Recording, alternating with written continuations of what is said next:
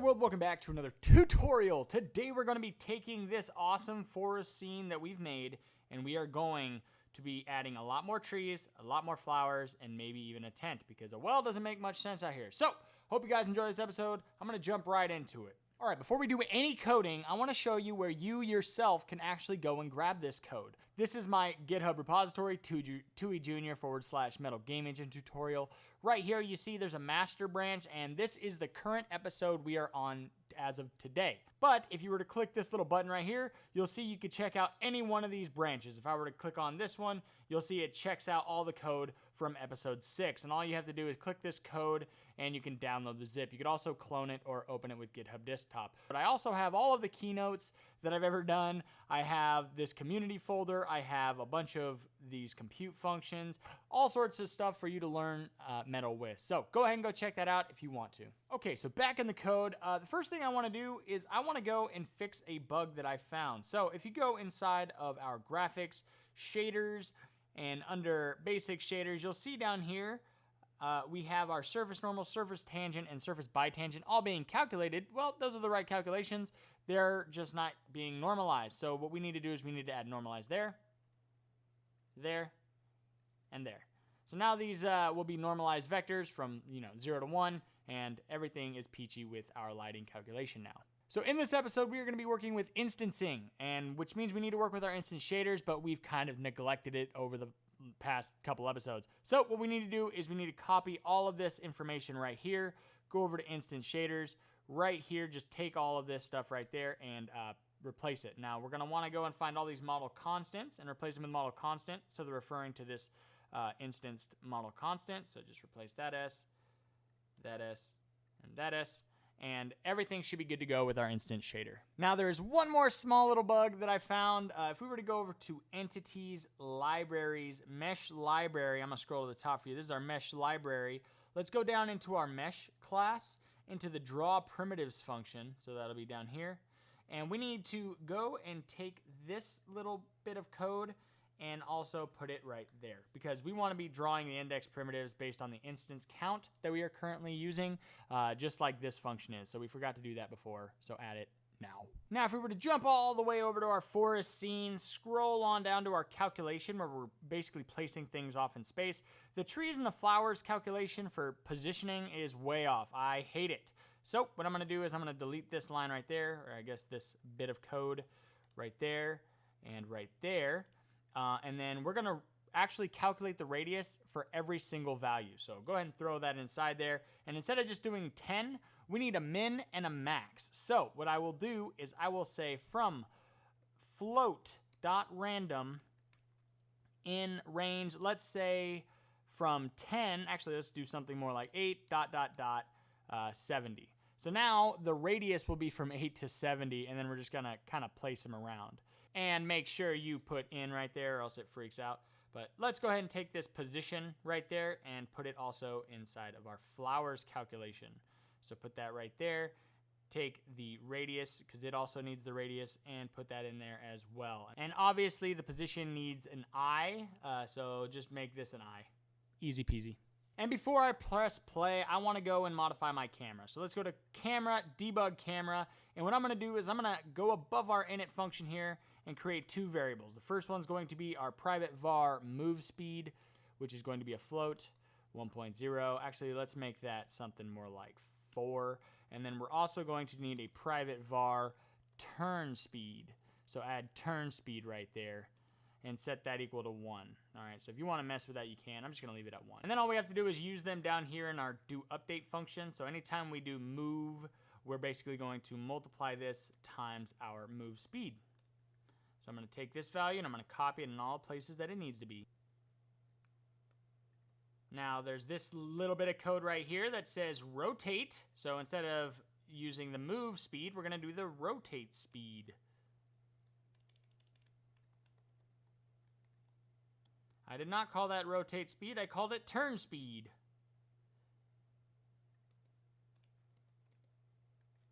Now I said this was going to be the last thing, but I lied.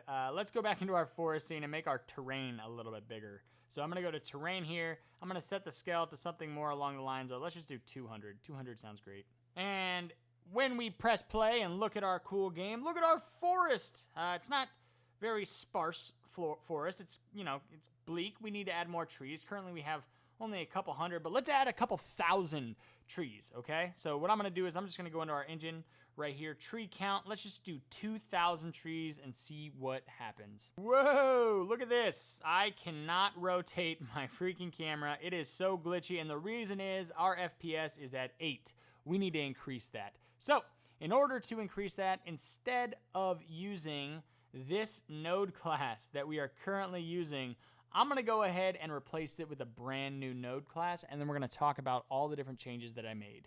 All right, so I've added the new node class, and there are changes in here, but before we get into that, I just want to press play and show you guys the difference. So as you can see, we are now up to 20 frames per second, which of course is not that good, but we have all of our trees, and it looks a lot nicer. So we're also going to use instancing, so it's going to be a lot faster in just a second, but yeah. We're making progress. Let's go back and talk about that new node class. So this node class is basically like the other node class. There's not much different. The only difference that actually exists is down here in our extension node. And all we're doing is right here, we're using this one set position, set rotation, and set scale as the main point of like setting the actual scale. All these other functions underneath are just calling this function. And the reason we're doing that is because we want to be able to update our model matrix only when we rotate, translate, or scale. That's the only time we actually want to update our model matrix. Before, if I were to go back to what the code was before, you'll see here every single time we call model matrix, we recalculate the entire thing. But now, with our new code, we are always calling through this one function that calls this function right here, update model matrix. So if I scroll up, func update model matrix does everything that we were doing inside of the model matrix before, but instead we're setting it to this private variable right here, and that just sits right above this model matrix. So I'm going to scroll through this. You'll see we have this update model matrix. If I scroll down, we have 3 other new functions: after translation, after rotation, and after scale. Now, the reason I added these is because later on when we start doing like bounding boxes and stuff, when we rotate, translate, or scale, we want to update the bounding box, and we don't want to do that every single frame. And so basically I'm creating these as helper functions for later. So if I keep scrolling down, you'll see that those are also being called inside of these functions as well, after rotation, after scale, and after translation. So this is our new node class. It'll be a lot faster, I promise. All right, so I'm recording, and I just realized that our camera can also use some optimizing. So basically, viewMatrix.rotate, translate, all that stuff is happening every single time we call viewMatrix. Let's not do that. Let's do the same thing we did in our node class by creating a private variable here, private var viewMatrix. And we're going to set that equal to a matrix float identity 4x4. And then instead of doing all of this right here, I'm just going to cut it. We're going to return the view matrix.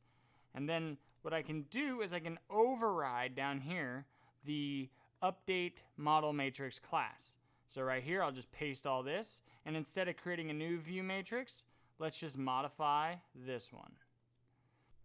Another place we can update and make it a little bit more optimized is right here. As you can see, anytime we call projection matrix, we're basically returning the perspective that's getting recalculated every single time.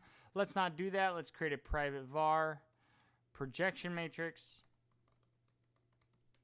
equals matrix identity float 4x4. And then we're going to cut this stuff out right there. I'm going to return the projection matrix, the private variable we just created. And inside of the initializer, that is where I'm going to be updating the projection matrix. So I will say projection matrix equals this. I'm going to reformat it to make it look nicer. And now we are only setting our projection matrix on engine fire startup, except there's one small bug that I just created. Basically, if we go back out to our game view, here where we are calling the init function, we are instantiating the renderer down here towards the bottom after we've ignited our engine. And when we ignite our engine, there's a lot of stuff that has to do with the aspect ratio and the width and the height. So technically we need to gather that information first. So what I'm going to do is I'm just going to put that above engine.ignite, and then I'm going to run it and see what that looks like. Let's go into our forest scene. and start using instancing. In order to clean up our forest scene, what I'm going to do is I'm going to create a couple of classes. Inside this game object class, I'm going to create 2 new files. I'm going to create a file called flowers. So this will be a Swift file called flowers.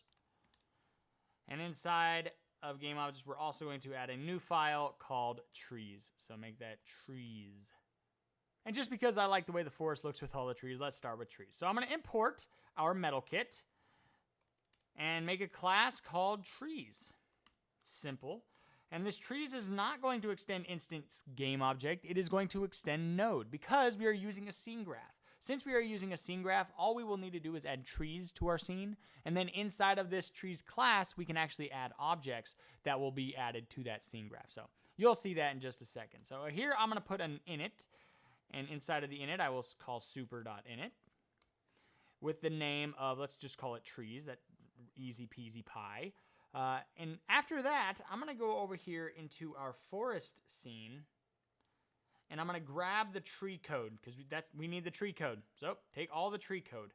And let's go back into our trees file right here.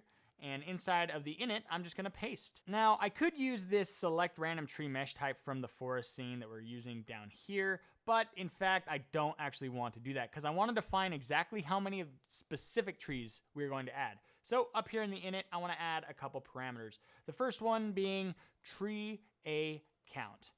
So that'll be how many tree A's we have, tree B count, int, and then tree C count, int.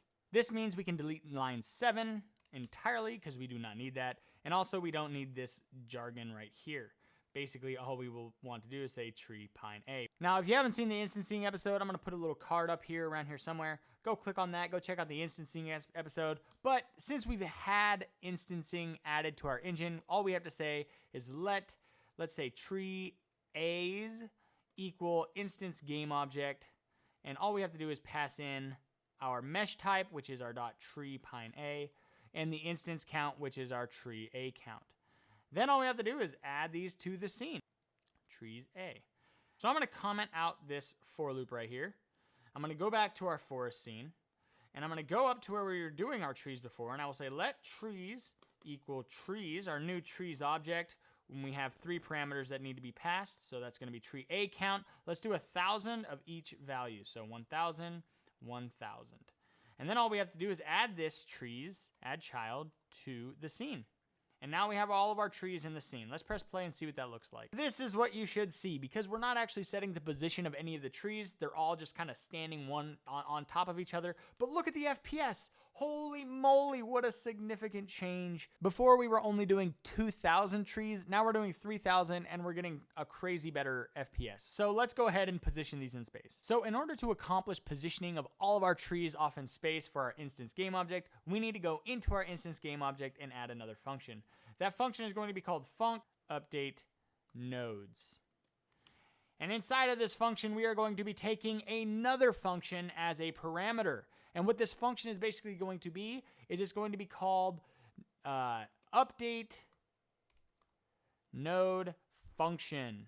So anytime we call this update nodes, we are going to need to pass a function into our function. Now, if that sounds confusing to you, that's okay. But basically, this is going to be a function. So we can go update node function. That is going to take 2 values, a node and an int, and we will return nothing because we do not need to because this is going to update each one of our nodes. So basically, every single time we call update, so let's go for node in our nodes, which is defined up here at the top. You'll see we have this array of nodes that we create at the very beginning, and then we're iterating over them in the update function. But when we call update nodes, we do for node in nodes, just call our cool function right here. So every single node, just call this function that we're passing in. So update nodes with our node, and that is going to be of type node. And our int is actually going to be our index. I want to keep track of our index, so I'm going to go right here, and I'm going to put index, and then we need to do nodes.enumerated to get that index. And then I could just simply say node and index.